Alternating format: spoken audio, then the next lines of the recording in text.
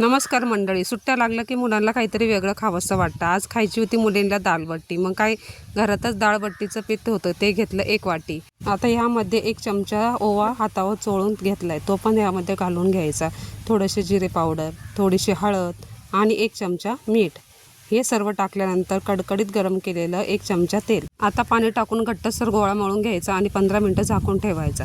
पीठ आता छान प्रकारे भिजलं गेलं आहे. त्याचे छोटे छोटे गोळे करून लांबट आकाराचे गोळे तयार करायचे आणि 15 मिनिटं चाळणीवर ठेवून वाफून घ्यायचे. आता बट्ट्या छान गार झाल्या आहे. चाकूच्या साहाय्याने कापून तळून घ्यायच्या. बट्ट्या अगदी गरम कडकडीत तेलातच तळून घ्यायच्या, यामुळे अगदी खुसखुशीत अशा होत्या.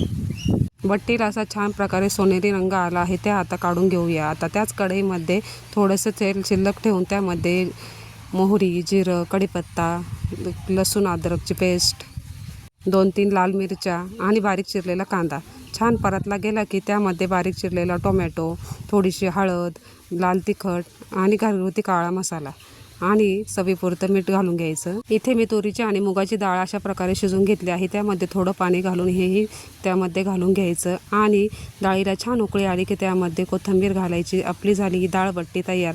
अशी गरमागरम डाळबट्टी मुलींना खायला दिली. मुली म्हणाल्या, आई एकच नंबर.